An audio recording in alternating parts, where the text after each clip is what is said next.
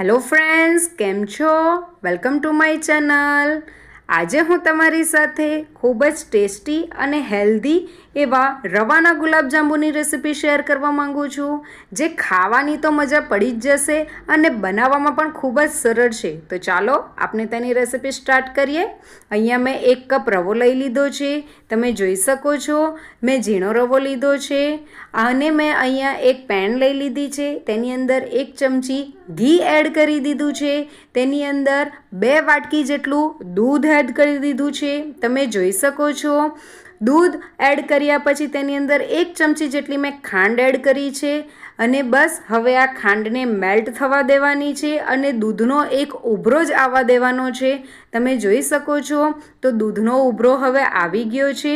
તો આપણે હવે તેની અંદર જે 1 વાટકી રવો લીધો હતો તે એડ કરવાનો છે. રવાને આપણે ધીમે ધીમે એડ કરવાનો છે. તમે જોઈ શકો છો તમે રવો એડ કરતા જશો તેમ તેમ આપનું દૂધ પણ ઘટ થતું જશે. તમે જોઈ શકો છો. બસ હવે આ સ્ટેજ પર આપણે ગેસની ફ્લેમ બંધ કરી દેવાની છે અને આ જ રીતે આપણે મેશ કરતાં રવાને હલાવતા જવાનું છે. તમે જોઈ શકો છો આપણે રવાને ત્યાર સુધી આ રીતે મેશ કરતા જવાનું છે અને હલાવતા જવાનું છે જ્યાર સુધી તે પેન નહીં છોડી દે. તમે જોઈ શકો છો એક ડોના ફોર્મમાં એ આવી જશે અને તેને આ રીતે મેશ કરતાં તમે રવાને હલાવશો તો એ એક ડોના ફોર્મમાં આવી જશે અને એ ડોના ફોર્મમાં આવ્યા પછી તે પોતાની રીતે જ પેનને છોડવા માંડશે. તમે જોઈ શકો છો હવે આપનો જે રવો છે એ હવે પેન છોડવા માંડ્યો છે. તમે જોઈ શકો છો. તો હવે મેં એક પ્લેટ લઈ લીધી છે.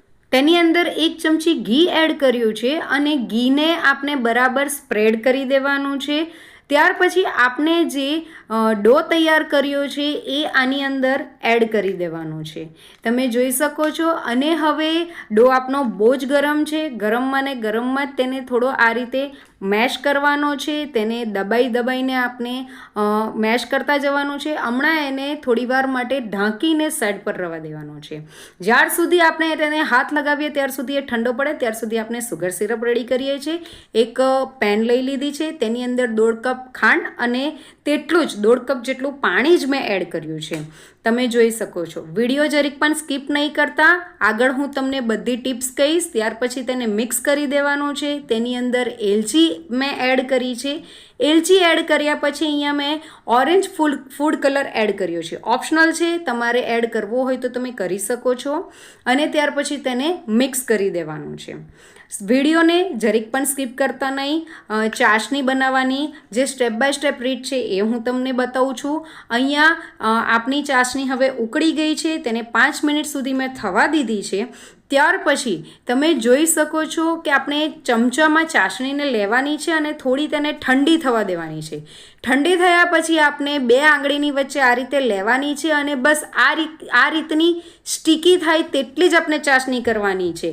તેમાં કોઈ પણ જાતનો તાર નથી કરવાનો. તો આપણી અહીંયા ચાસણી રેડી છે. ત્યાર પછી આપણે જે ડો ઢાંકીને રાખ્યો હતો તે પણ હવે સેટ થઈ ગયો છે. તમે જોઈ શકો છો આપનો ડો હજી પણ ગરમ જ છે. એને ગરમમાં જ આપણે તેના જામુન બનાવવાના છે, બોલ્સ બનાવવાના છે. ઠંડો થવા દેવાનું નથી. ત્યાર પછી મેં તેની અંદર 1 ચમચી ઘી એડ કર્યું છે. ઘી એડ કર્યા પછી તમે જોઈ શકો છો આ રીતે તેને મસળવાનો છે. તમારે એને એટલીસ્ટ 2 થી 3 મિનિટ સુધી આ રીતે મસળવાનો છે જેથી આપનો જે રવાનો જે ડો છે એ એકદમ જ સોફ્ટ થઈ જશે. તમે જોઈ શકો છો આને દબાઈને એને મસળતા જવાનું છે. મસળીને તેને એકદમ જ સોફ્ટ કરવાનો છે. તમે જોઈ શકો છો. વિડીયોને જરીક પણ સ્કીપ કરતા નહીં. હું તમને કઈ રીતે જામુન બનાવવા, કઈ રીતે તેને તળવાના એ બધી જ ટિપ્સ હું તમને આગળ જતાં કહીશ. તમે જોઈ શકો છો. બસ હવે આપનો ડો રેડી થઈ ગયો છે. તમે જોઈ શકો છો આંગળીની હેલ્પથી તમે તમે જોશો તો આપનો ડો એકદમ જ સોફ્ટ છે અને આ રીતે એક નાનો લોયો મેં લીધો છે, તેને આ રીતે મસળવાનો છે. તમે જુઓ છો આ રીતે મસળવાનો છે અને ત્યાર પછી જ એનો ગોળ રાઉન્ડ આ રીતે કરવાનો છે. મસળીને કરશો તો આપણે જે ગુલાબજાંબુના જે જામુન બનાવશું એમાં ક્રેક નહીં આવશે. આ ખૂબ જ ઇમ્પોર્ટન્ટ ટિપ્સ છે, જરૂરથી ધ્યાન રાખજો. તમે જોઈ શકો છો બોલ્સમાં જરીક પણ ક્રેક નથી. એક બોલ્સ મેં બનાવીને બતાવ્યો છે, હવે હું તમને બીજો બતાવું છું. આપણે બોલ્સને જે બોલ્સ આપણે બનાવીએ છીએ તેને એકદમ જ પહેલાં મસળવાનો છે. તમે જોઈ શકો છો ત્યાર પછી જ તેના બોલ્સ બનાવવાના છે. તમે બોલ્સને તમારી સાઇઝ પ્રમાણે નાનો કે મોટો બનાવી શકો છો આ રીતે. અને બોલ્સની અંદર ક્રેક જરીક પણ નહીં આવવા દેતા. આ જ રીતે મેં બધા બોલ્સ બનાવીને રેડી કરી દીધા છે અને એક પણ ક્રેક નથી. આ બાજુ મેં ઘી ગરમ કરવા મૂકી દીધું હતું.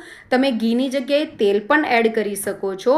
ઘી અથવા તેલ ગમે તે પણ તમે લો, પણ તેને આ રીતનું જ ગરમ તેલ કે ઘી હોવું જોઈએ, વધારે પડતું નહીં. અને તેની અંદર જેટલા આવે એટલા જામુન એડ કરી દેવાના છે.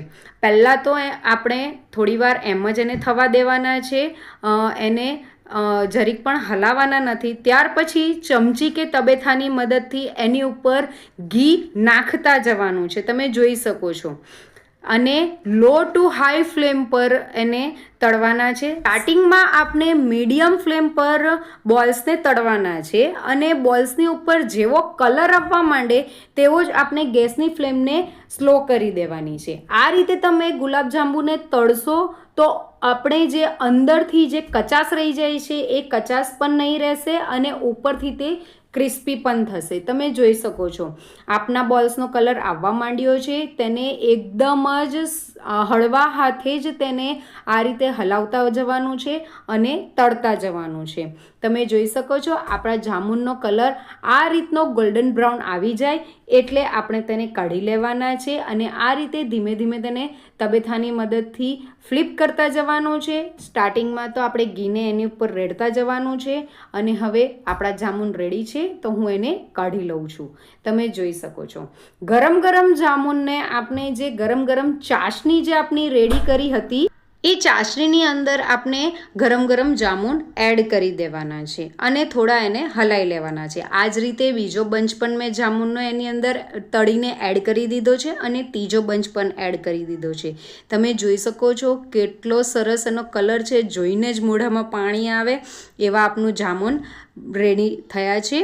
તો તમે જોઈ શકો છો. હવે તેને ઢાંકીને 2 કલાક સુધી જ આ રીતે ચાસણીની અંદર મૂકી દેવાના છે. 2 કલાક પછી તમે જોશો તો આપણી ચાસણી પણ ઓછી થઈ ગઈ છે અને આપણા ગુલાબજાંબુ પહેલાં કરતાં ફૂલી પણ ગયા છે.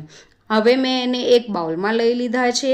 તમે જોઈ શકો છો ખૂબ જ ડિલિશિયસ અને હેલ્ધી એવા આપણા ગુલાબજાંબુ બની રેડી થયા છે. હું તમને એક જામુન બતાવું છું, ખૂબ જ સોફ્ટ છે અને તોડીને જોઈએ તો તે અંદરથી પણ એને બધી જ ચાસણી ચૂસી લીધી. તો તમને મારી આજની ગુલાબજાંબુની રેસીપી કેવી લાગી એ મને કમેન્ટ કરીને જરૂર કહેજો. મારી રેસીપીને શેર, લાઇક અને કમેન્ટ કરજો અને મારી ચેનલને સબસ્ક્રાઈબ કરજો. Thank you for watching. By.